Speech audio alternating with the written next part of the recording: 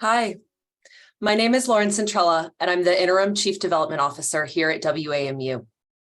WAMU's mission is to connect listeners and members like you to each other and the world.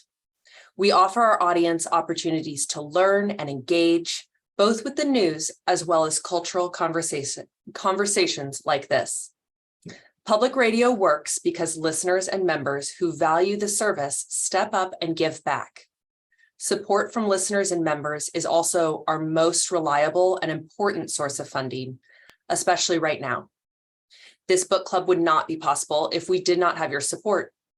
In this season of giving, if you enjoy this discussion today, please consider making a gift to support this series of events. You can donate at dianerehm.org/give. We are grateful for all of you that have registered to join us today. We're glad to have you with us for this panel discussion. This event is being recorded and closed captioning is available. Just click the CC button on your screen. And now let's start the discussion with the host of our book club, Diane Rehm. Thank you, Lauren, and hi, everybody. It's so good to have you with us again. Welcome to the November meeting of the Diane Rehm Book Club. Today we'll discuss The Paladin, the latest spy novel by Washington Post Foreign Affairs columnist David Ignatius. Published in 2020, the high-tech thriller explores the question, what happens when bad actors move beyond hacking and disinformation campaigns to creating false realities? Joining me today, Sean Harris. He is the intelligence and national security reporter at the Washington Post and author of At War, The Rise of the Military Internet Complex. Alma Katsu, former intelligence officer and author of 8 novels, including the forthcoming Red London, the second in her spy series, and Duncan White, Associate Director of Studies in History and Literature at Harvard University, and author of Cold Warriors, Writers Who Waged the Literary Cold War. And of course, throughout the hour, we'll take your questions. You can type them into the Q&A box at the bottom of your screen, and we'll try to get to just as many as we can. Welcome to all of you. Hi. Hello, thank you so much for having me here. Yeah, thank you very much for having me, Dan. So good to have you all. Duncan, I'm going to start with you and ask you, please, to tell us about the main character, Michael Dunn. Who is he? What does he do? So Michael Dunn is a CIA officer who we meet at a moment of sort of disgrace. He is a guy that works in the technical side of the CIA, who is he's somebody who is maybe not what you might expect of a sort of a kind of CIA officer you've seen in previous novels and films. He's from a working class background out of Pittsburgh. You know, he's got a grandfather that was in the steel union. You know, he's a real kind of down-to-earth guy, Scotch-Irish heritage, you know, red hair and beard, fast temper and so forth. Anyway, when we meet him, he's been on a mission that's gone wrong in some way, and it's ended up with him in prison. And the premise of the book is for this character who feels wronged and is kind of cook up some revenge. So that's where we meet Michael Dunn at the beginning of the book. Alma, how does Michael Dunn get so much in trouble? What happens? Well, I found him a very interesting character. For a tech ops officer, he's actually very accurately painted. A lot of those guys come from a more working class background. A lot of them are ex-military, for instance, and have gotten a little bit of their technical training there. He gets in trouble because we say that he's looking for revenge, but, one step over from revenge is justice. A lot of people who go to work in the intelligence business have a really strong sense of justice. They want to see right being carried out in the world. And so while Michael Dunn admits that he's looking for revenge in his actions, really in his mind, he's looking for justice. And so, it's funny, as I was reading the book, I was thinking, in a way, you've only yourself to blame for your troubles. And I'm sure we're going to get into some of the choices that he makes. But I couldn't really fault him for wanting to see justice done, for himself and also for the people that he represents. Shane, the people he represents, he's drawn into this plot by a man that he used to work with, and he trusts him so much so that he doesn't ask enough questions about what lies ahead. And that's really what gets him in trouble, doesn't it? Yeah, that's right. he is sent on ostensibly this operation to infiltrate a kind of hacker activist group that is, I think what David wants us to see, this is sort of like a WikiLeaks kind of organization where they are obtaining information and pushing out the world's secrets. And in the course of doing this, the crime essentially, or the sin that he commits, is that in infiltrating this group, he is later accused of trying to target or get inside a journalistic organization. So the novel sort of plays with this line between who is a journalist, who is an activist. And when we get into these conversations, when we talk about Julian Assange, there are echoes of that real life character in the fiction.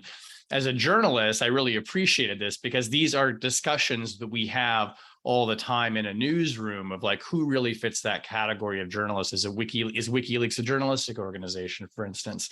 But in any event, because Dunn doesn't ask enough questions, he kind of commits this cardinal sin of the intelligence business, which is that you cannot target journalists. And there's this wonderful passage in the book where they're literally reading from something called Executive Order 12333, which, if you spend any time around the intelligence world, you'll know is sort of like, you know, the Old Testament of the operating rules for the intelligence community. And because he trusts this guy, Strafe, who is the top operations officer in the agency, you're right, he doesn't ask enough questions about what he's getting into, and the figuring out what he got caught up in is, of course, what drives the plot of the book. Is it just because the man he's going to look into is simply a journalist, or is it also because he's apparently an American citizen, which the CIA is bound to leave off to the side, Alma? Yes. Well, you know, this is one of those things that I think Mr. Ignatius did very artfully, because there's never any straightforward, easy answers in intelligence work. Can we do this operation? The yes or it's not as easy as you think. And so he shows that the reason that this George Strafe, the senior guy, gives the okay is because it's not really deemed an operation, it's deemed collection, and that it's okay to go after the communications of this individual, even though he's a US citizen, because we're not targeting his communications per se, and he's compromised himself by, or the organization has compromised itself by being in communication with known intelligence actors. They say there's a Serbian intelligence officer they've been in contact with, a Russian intelligence officer, and once that happens, ostensibly, the American journalist is just sort of a collateral damage, so to speak, that he's not really the one they're going after. But, you know, I don't know how folks, it's really interesting to hear the other speakers' views on these issues, because of course I see them through my perspective. I actually lived through something very similar to this a long time ago when we were first starting to do things. I've known seniors like George Strafe. I've known officers who've been in this position, and it doesn't happen as often as you'd think, where you're being asked to do something that you know is really walking the line, right? Is this legal or is this not legal? But it does happen, and you don't get those assurances in writing. So, you know, again, he did a really masterful job. Key, isn't it? That those assurances are not in writing, Duncan. No. But Strafe promises Dunn that he will take care of everything. And Dunn, I must say, sort of accepts that because he feels that Strafe is honorable. Well, you know, and that's where you get some of the sort of dramatic irony as a reader, where you're if you read a lot of espionage fiction, you know that the characters that tell you to just trust them and go with it, that normally that you might be making a kind of commitment that you could be coming to regret down the line. And you know, and Strafe is one of these characters that I don't know, you see them in things like the Bourne movies, for example, or the Bourne novels of the sort of the powerful CIA higher up, the seventh floor operator in this case, who you know, is trying to play both sides, is the word that he uses, and is trying to sort of, you know, see what can be gained here from this kind of organization that's working with this cutting edge digital technology. Like, might the CIA be able to co-opt this? And Dunn is the sort of the officer who's kind of put into play, and I think Alma was hinting at this earlier, whose flaws may be making the ideal man for this mission, so that he's kind of he's both sent out to perform this task, but he's also in a way bait. He's also being kind of loaded to see what the sort of the more powerful operator in Strafe can catch. So, as a former CIA person yourself, Alma, I gather this novel rings true. It rang true in so many ways. And I hope I'm not going to be alarming too many of your listeners to say that you do see characters like George Strafe. I mean, certainly they're not the majority, right? But you will run across these types of seniors in the course of your career. And maybe just to soften it a little bit, you know, especially when you're at the forefront of an issue, or especially a technology, and the intelligence community is trying to figure out, this is a terrible word, but this is the one we use in the business, how we're going to exploit that, right? How we're going to exploit that technology to get the information that we need to protect the American people, right? And to answer top policymakers' questions. Sometimes you're not sure which side of the line you're on. It's kind of funny, but I did spend a lot of my career in technology, and I ended it as a technology futurist. So I still spend, because I'm a consultant, I spend a lot of time looking at emerging technologies and looking at how they're going to change or impact the business of intelligence. I've been in this situation many times where, you know, we're still trying to figure out where are the legal lines in what we can do in trying to exploit a technology. And that's exactly where Michael Dunn is in this book. Again, I have to say, Ignatius did a really masterful job at presenting this situation and the various conundrums that the main character finds himself in. And Shane, the other element here is the hostility between the FBI and the CIA.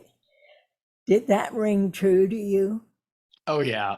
Yeah. I mean, and it's one of the things that David captures well is the bureaucratic culture of the intelligence community, and the way that so many of these big institutions are kind of teams and cultures in their own right. And, you know, and the FBI and the CIA's rivalry is, you know, famous and longstanding and historic. And one of the roots of it really as well is, you know, as our other panelists know very well too, you know, the CIA is a foreign intelligence agency. It operates abroad. It gathers information overseas, and the FBI operates domestically. And in our system in the United States, that's a very meaningful and important distinction legally, and it also plays out culturally in the bureaucracies.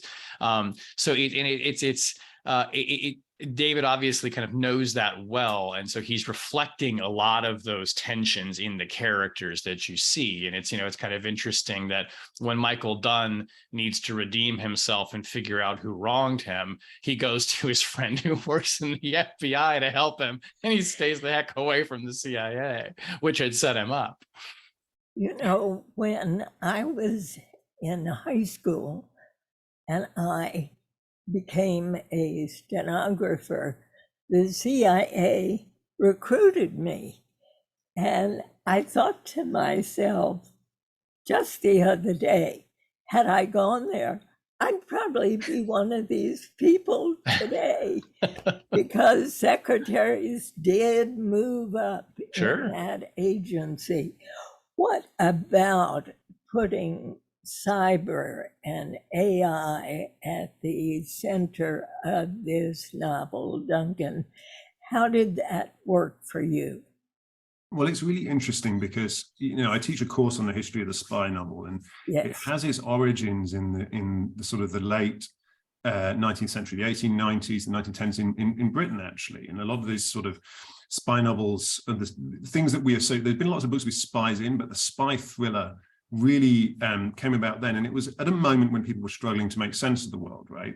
It was becoming increasingly globalized. Cities were becoming bigger. People were feeling more alienated in their everyday lives and struggling to make sense of, like, how, you know, something that happens in another country can shape the way that things are happening here, and in a globally interconnected economy. And so you get a lot of anxiety expressed in those spy novels about how to make sense of this very confusing world, right? And often the way that sense is made is exposing conspiracies, and the reader gains a kind of mastery over this world by reading these books, finding out about a secret world hidden below the surface. And so that's what this novel does very well here, is it's tackling something that is disorienting and confusing, right? Like the scope of what you know, these kind of digital weapons, or the weaponizing of the digital sphere, like what the full scope of that is, we don't know, and it's confusing and it's disorienting, you know, when we're getting into the world of deep fakes, where we're getting into the world where, you know, reality itself is being kind of reconstructed in such a sophisticated way. Describe what you mean, as it turns out in the novel. Sorry, what was that? Describe what you mean about these deep fakes. Yeah, thank you, Diane. Yeah, no, so one of the ways that this group that we've mentioned, this kind of WikiLeaks type group, is comes to the attention of the CIA, and is kind of the sort of at the core of its kind of operation is this idea of creating, you know, almost seamless deep fakes by using actually a version of kind of AI that is then something that they're going to manipulate. Initially, they sort of trial it by blackmailing people, right? So making it seem like they've done things they haven't done.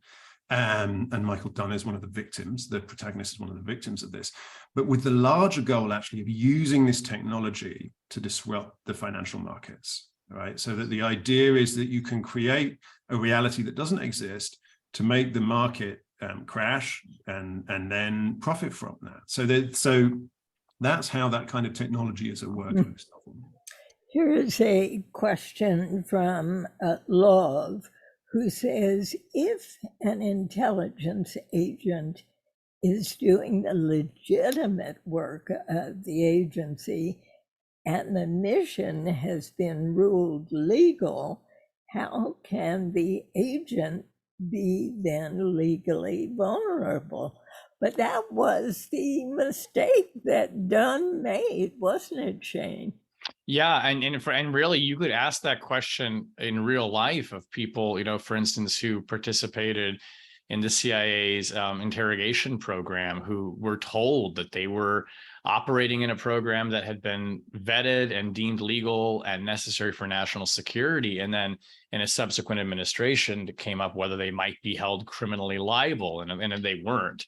But you know, it's a great question, and I mean, for so many intelligence officers, they're operating as, you know, as Alma described it, in this place where you don't necessarily know what side of the line that you're on. You have to trust that your senior officers, that the lawyers, of which there is a group that works in the CIA and the General Counsel's office, have determined that this is legal.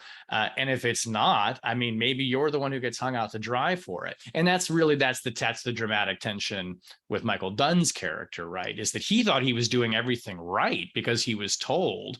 And you know, you have a lot of sympathy, and I think David evinces a lot of sympathy for people in that position, because, you know, Michael Dunn's not a lawyer.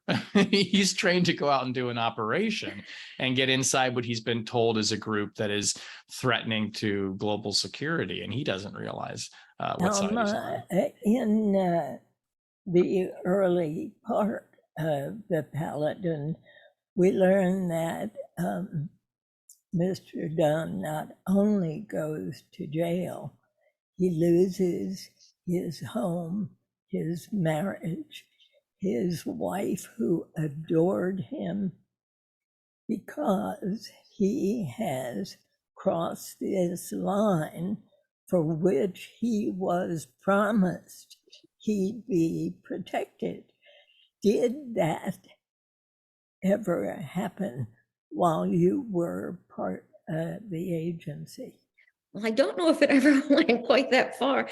I have to say, when I read those chapters in the book, it just went right to my heart, right? Because that is the fear.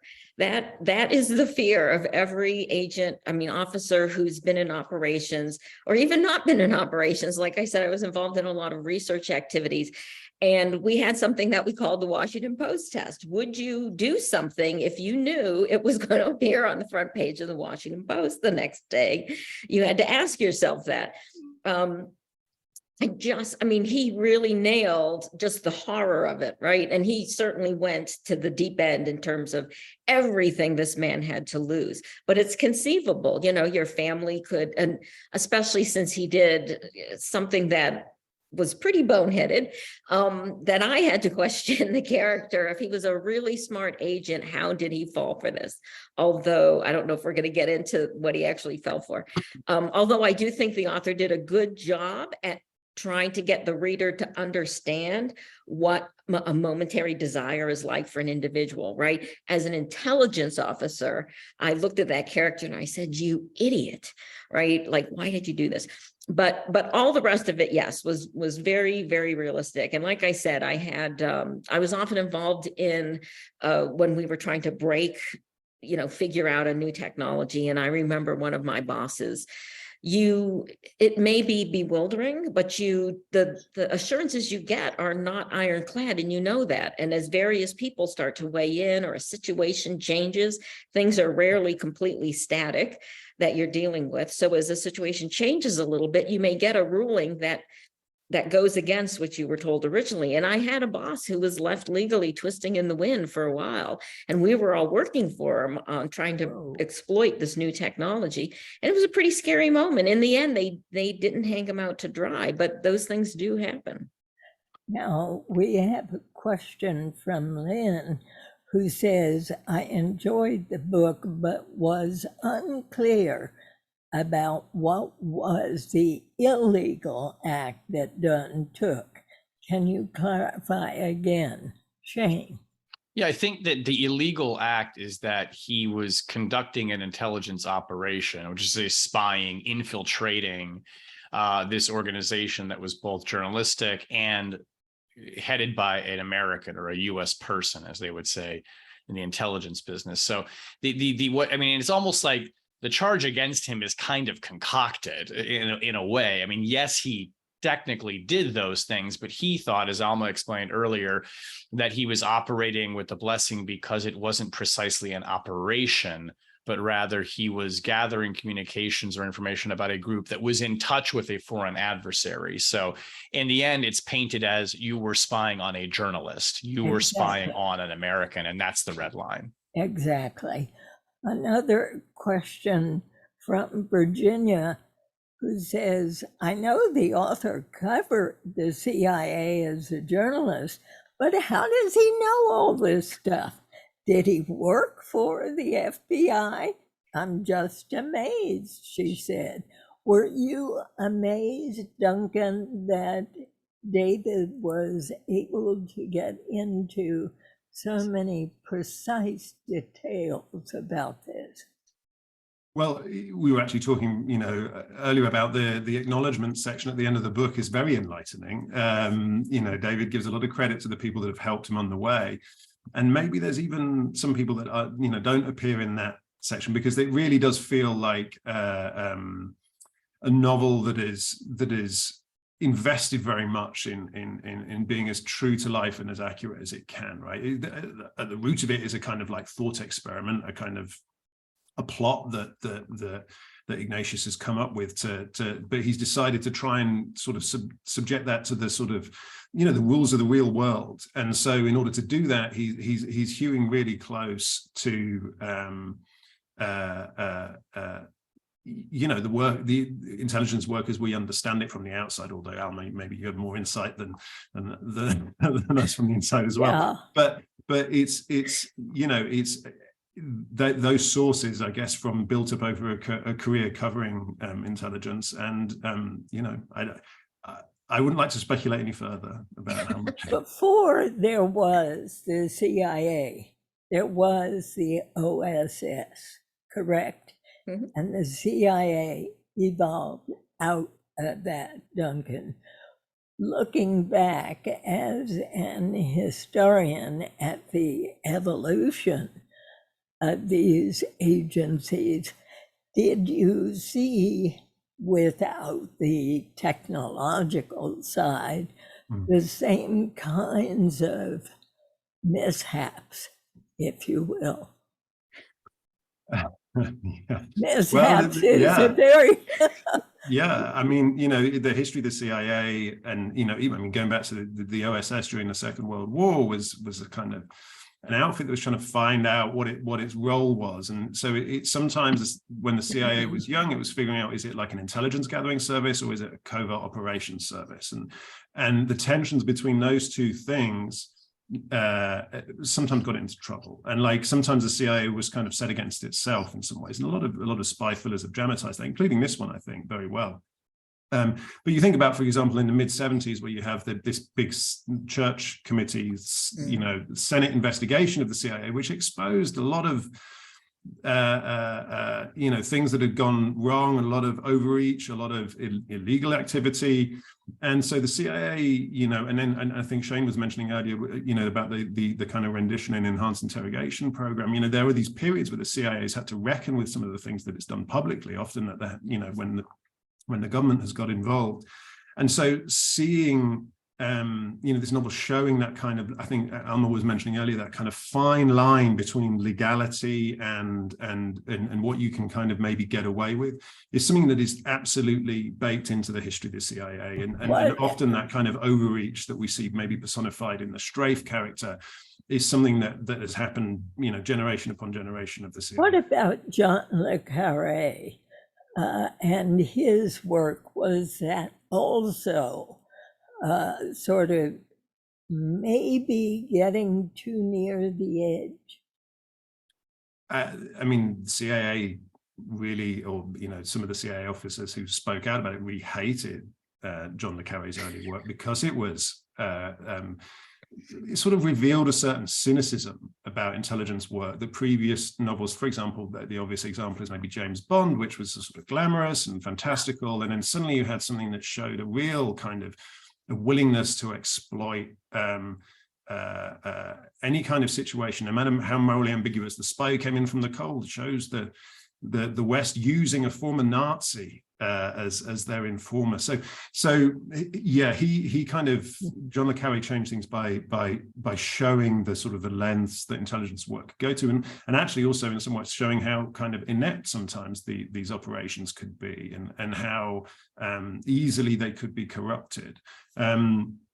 So yeah, he really kind of reshaped the way we think about spy thrillers, I think. Alma, here's a question from Dave. To what extent are the technologies central to the book under surveillance by national security agencies?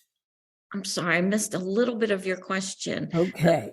Sorry. To what extent are the technologies central to the book under surveillance by national security agencies?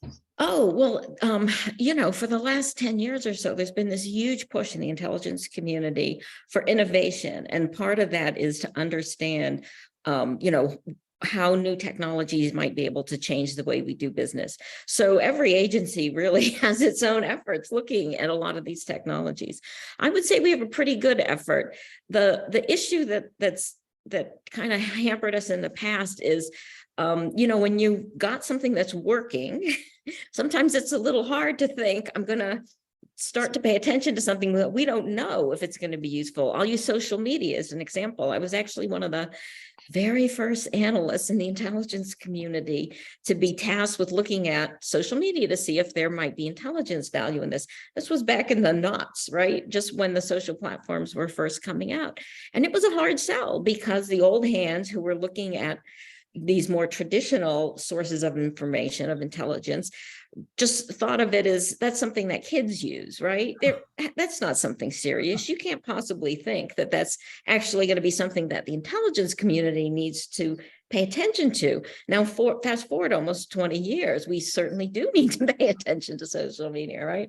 So the hardest thing is not looking, it's predicting. And in the intelligence community, you need a very high degree of certainty. A 50% guess is no better than a coin flip. They're not going to commit money and resources unless they really feel secure that this is going to have implications. That's what makes it hard, and sometimes gets the intelligence community sort of behind the curve there. So, Shane, is the CIA in this novel actually acting in a criminal way in how they dealt with Michael Dunn? It's such a good question. And I think, I think George Strafe is arguably acting in a criminal way, and certainly in an immoral way, even though he is kind of an amoral character in what they're doing. And, and at the end, I mean, presumably everybody here's read the book, but, at the end, you find out that Strafe is kind of quickly shifting sides to protect himself as well. But what I think is interesting about that, and this maybe kind of reflects David's journalism to a significant degree. If you read David's work, you know that he has, I think there's a pretty firm conviction on his part that the United States needs to have a robust and well-functioning intelligence service for its foreign policy and its national security interests, right? I mean, David he's not a cheerleader for the intelligence community, but he is also not a bomb thrower in that respect. And has done a lot of good accountability work in that area too, but believes that the CIA needs to be healthily and legally functioning. And I think what he's doing in this book is showing you how corrupted people can corrupt an organization that by its design tries to be not corrupt and not to say uncorruptible. Right. It only takes somebody like a George Strafe sitting at the top of this very powerful institution and the Directorate of Operations in the agency to make some very bad decisions for things to go really wrong. But the organization itself is, is sort of trying to do right. I mean, that is the hope for it. And one of the great things about fiction is that you see all the different ways that authors from Le Carré to Charles McCarry to David play with this idea of, is the institution inherently corrupt or is it the people in it? And you get lots of different views on the spectrum of that. Alma, your thoughts? That was a great depiction, right, of the tensions there. I think just to add that the problem is you have a very powerful institution that lives on secrecy, right? It's not a transparent organization. And so many times individuals in it are told they have to just take something on faith that you don't know because there's no transparency. And going into it that you are not going to be told everything that you'd like to know, right? And that leaves the potential for abuse. And how do you have the checks and balances there for the individuals, for the country at large, that this very powerful organization that you set up isn't running amok? How do you know that? And I think this book is a great example of that question and those tensions, inherent in the organization. I wondered if I could just jump in and follow up a little bit on something you were saying, Shane, about the difference between it being illegal and immoral, and that always seems very interesting in these kind of spy movies, because in some ways, like the sort of the difference between whether something's legal or illegal is, it's a kind of gray area, because a lot of the work of this kind of intelligence work is about pushing against kind of ambiguous language in the law or finding loopholes that will allow you to get away with certain different things, especially on foreign soil. So, sometimes these novels, and this one I think does this very well, sets, the kind of the law as it is being understood at that time or is being interpreted versus, what you think is right, what you think is the right thing to do. And I think that's something that Michael Dunn comes to. He's maybe not the most sympathetic character, but towards the end, you start to realize that he's actually realizing what the being right is somehow maybe more important than some of the kind of, according to whatever interpretation of the law is being worked on at present. I was really fascinated with something that came up during the Trump administration, the relationship or difference between facts and truth. Shane, I think you may have been on my program during that Friday News Roundup when one of Trump's aides called in and said, there are no facts anymore. There is no truth. And Jason Howe is the character in the book who sort of takes that apart. And I wonder about your thoughts on facts and truth. Yeah, it's I'm reminded too of that great movie Absence of Malice with Sally Field and Paul Yes, Newman, and the tagline right. for the film, I think she plays a journalist. The tagline was, yes, it's true, but is it accurate? Sort of a variation on the theme. Yeah, I mean, one of the things that the book does that I found probably the most chilling, in part because it feels so real and current, is it's manipulating information such that what really happened in the extreme doesn't matter anymore, right? They are inventing scenarios. I mean, this group invents an oil spill as a way, which is not really happening. It's just playing out on social media. It's not occurring in the real world. And how easily people are manipulated simply based on what they read or what they see on a screen, what is shown to them from an ostensibly authoritative source. To bring it into the kind of the Trump context, I mean, I think one thing that the Trump administration figured out is that when they said something to their followers would believe it because it came from them, that the source of the information was actually the credibility, where the credibility came from, not whether it was objectively true or demonstrably true. I mean, how much time have we spent as journalists correcting misstatements by the former president and other politicians as well? And yet politicians just keep on saying falsehoods. So that part of the book rang really true to me. And it reminded me as well of, there's a story from the end of the George W. Bush administration, which I'm sure David knows, and maybe you want to ask him about this, but Mike McConnell, who was then the director of national intelligence and had been the director of the NSA as well, has this conversation with President Bush and says, look, if rather than on 9/11, hijackers had flown planes into buildings, we had a hacker who penetrated the financial systems of a large bank or a trading house such that no one could depend upon whether or not the numbers, the financial statements, were actually true anymore, which is a scenario, by the way, that plays out at the end of the Paladin.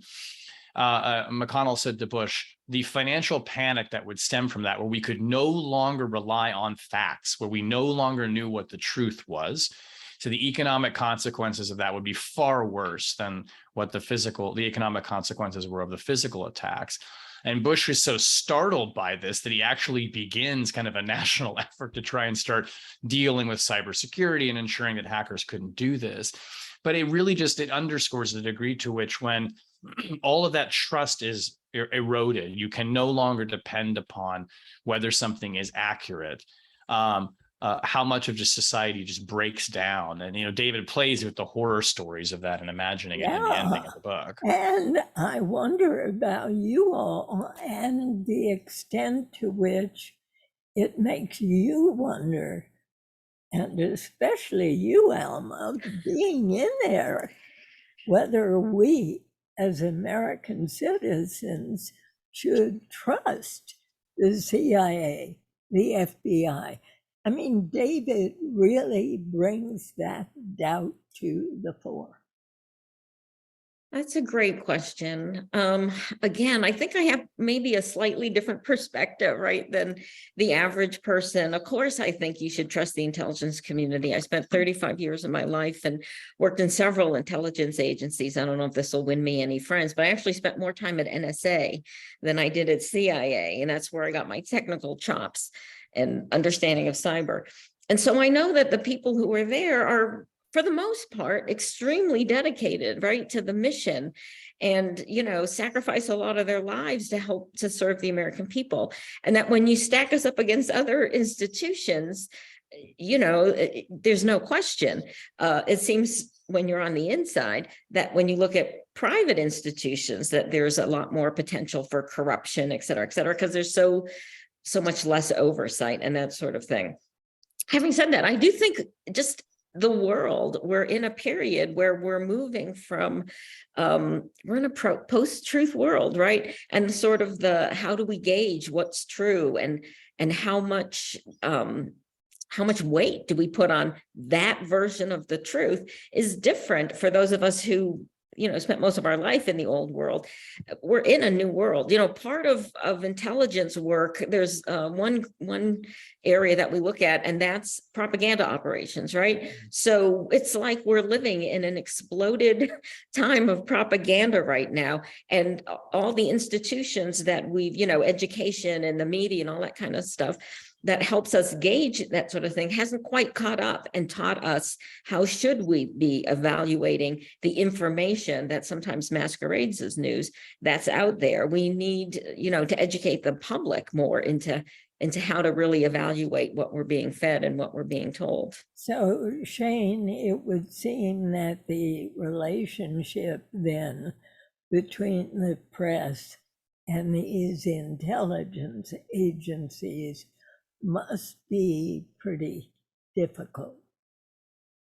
It's always been adversarial in the sense that we as journalists, as an institution, are there to objectively cover, but also do accountability journalism of the intelligence community to ensure that it's operating legally, to ensure that wrongdoing is exposed. And by the nature of their work, they are usually not very open about what they do. My colleagues who cover the White House, there's a press room that they can go to every day in the White House and hang out there and ask questions. The CIA does not have a press room.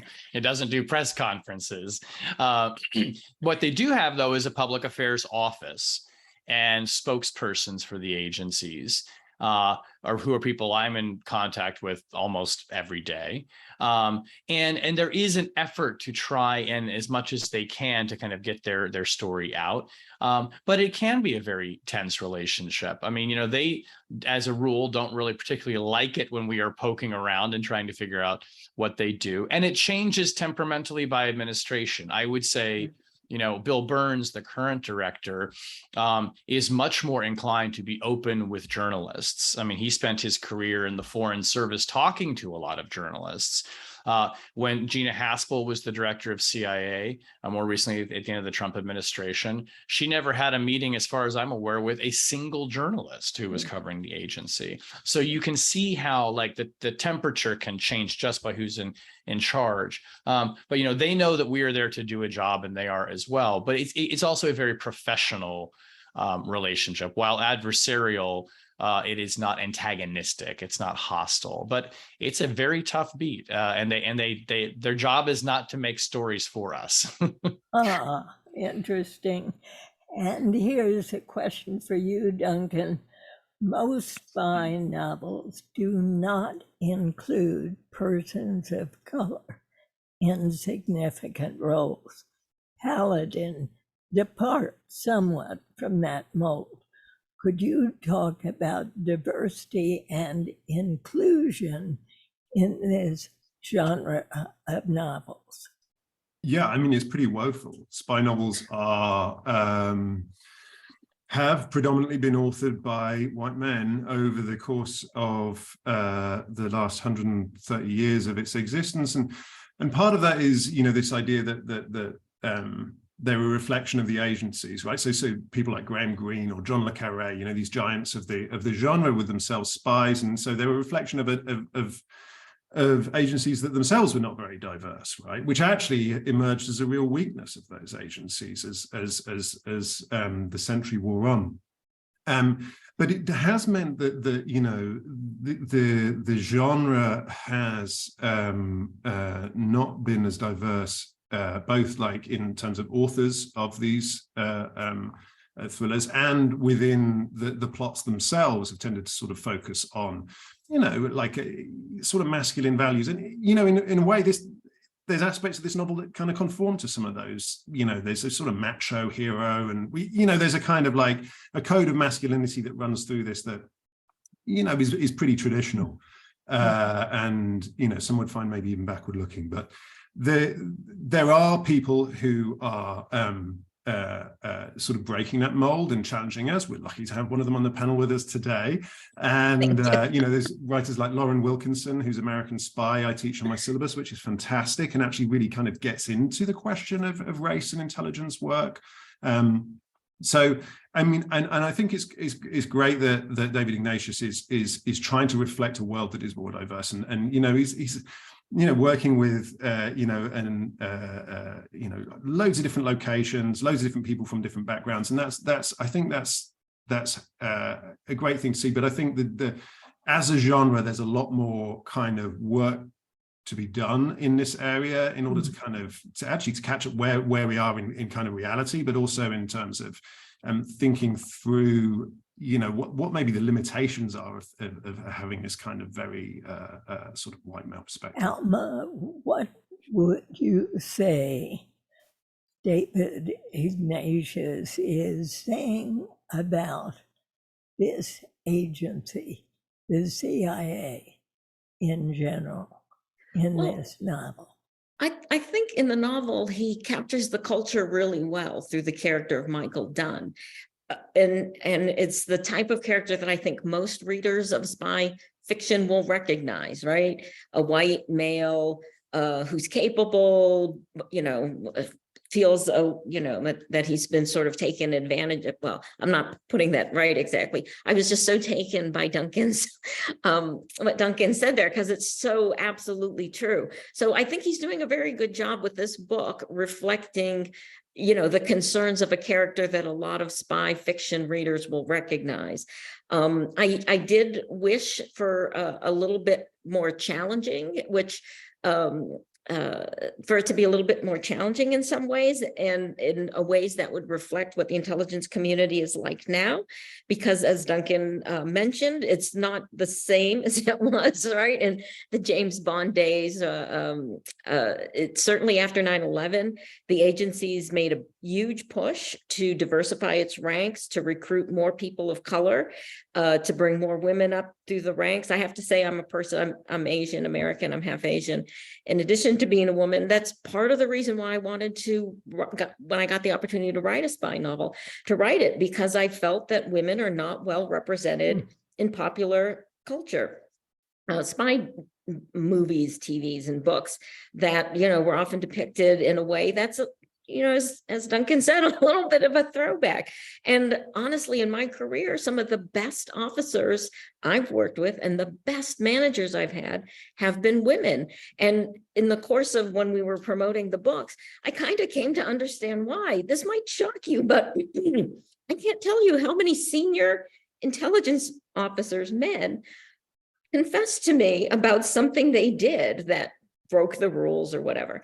And to think of women doing the same thing in such a number, it's unthinkable, because we know if it ever came out, we were likely to be, held accountable. Whereas for some reason, the men assumed they wouldn't be held accountable if it came out, to the point where they felt free about telling their colleagues about their misdeeds.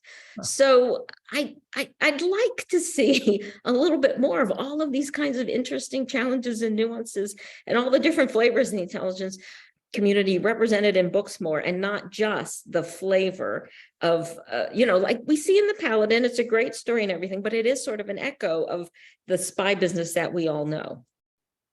Do you feel that same way, Shane? Yeah, I mean, I think that, and I think that it's a very well-worn kind of narrative and a reliable, way of telling a spy story. I think you're right to say that David does bring in more of a diversity. I mean, there are, women in senior roles in this book, and it's so completely, straight, to use that word in all of its variations, that term. Yeah, and I would like to see something that reflects more also of what is it about the intelligence, but in any book, not necessarily in this book, about the intelligence business that transcends gender, race, whatever, the things that bind people together. Okay, because I think what you often will find is maybe even in the diversity of a workforce, there's kind of more of a, I don't want to say single-mindedness, but people who work for the intelligence community have a view about what the role of an intelligence community is in protecting national security. So the fun thing to play with in fiction, to my mind, would be, how do you take a set of people who come from diverse backgrounds but believe in a single mission, and then how do their backgrounds maybe inform the way they go about doing that? It's worth saying too, and just putting in a word here, that the intelligence community is trying now to make diversity a bigger part of its hiring, not because they feel that they're going to win political points for that, but because they genuinely believe, having people of different backgrounds and perspectives will help them solve problems more thoroughly and bring new perspectives on the challenges they face. For them, diversity is about doing the job better. It's not just about reflecting, the culture around them. They want people with different backgrounds because different perspective means better answers many times. Thank you so much for saying that, because that was something that they absolutely learned in the lessons learned from WMD and the Iraq War analysis. That's what I was going to bring up, Alma. That incident and the news that took us into Iraq, where did that come from initially? Was that the CIA? Well, I'm thinking back to it. This is probably going to seem kind of crazy, but I actually was in the office of the Secretary of Defense for the Iraq War planning.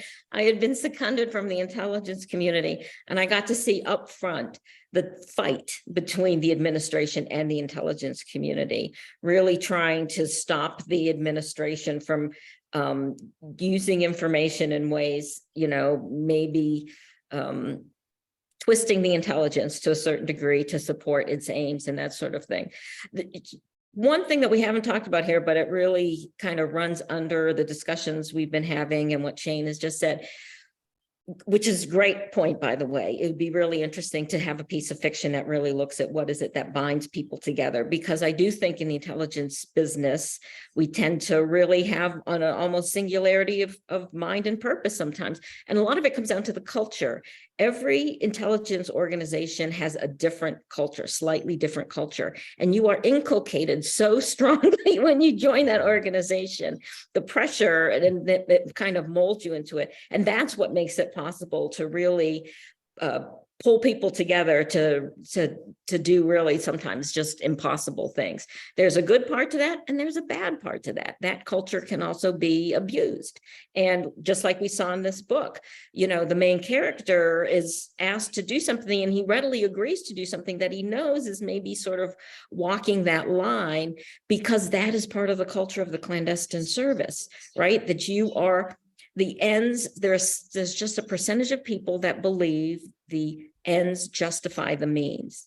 And you see, this is one of those cases, right, where George isn't coming out and saying it, but that's what he means. I want you to maybe bend the law a little bit, because we know that the ends are worth it, right? And there are some people that the culture makes it easier to make people susceptible to that. So what about the technologies used in the book, the artificial intelligence, for example? Great many people are really worried about where that is going. How do you see that, Shane? Oh, I have a great concern about it too. I mean, the inability sometimes as a journalist to know if a video that I'm seeing on social media about a news event is really of that event and whether it's accurate. I mean, we have an entire unit at the Post dedicated just to verifying videos that are coming out of the war in Ukraine to make sure that we're not using fake information in our reporting about a war. So I think what David's, kind of throwing a flag up on here is a huge concern of the ability to manipulate information visually, to fake text, to fake videos, as we've been talking about. It's a real concern, has been for many years for a lot of people in the intelligence community, some of whom were among the first to be warning about this, as they often are. It's often the IC that sees things coming around the corner before others. And the book is illustrative of that anxiety. Well, I must say, you all have given us such a wonderful outlook, not only on this book, but what happens in the community of intelligence. And I want to thank you all so much for being with us. Each and every one of you have helped us understand so much of this community. Thank you so much, Shane Harris, Alma Katsu, and Duncan White. Thank you very much. Thanks, Thank Diane. you. Thank Thanks you. so much, Diane. And if you'd like to hear from David Ignatius himself, he'll be joining me shortly on a separate Zoom link. It's not too late to sign up for that. We'll talk about his decades-long career as a journalist and how he transforms the facts of his reporting into fictional thrillers. Before you go, please take a moment to fill out a short survey about this event.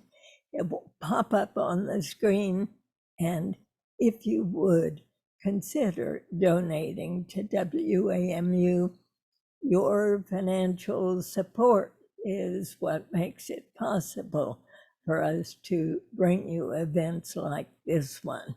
Go to dianerehm.org/give.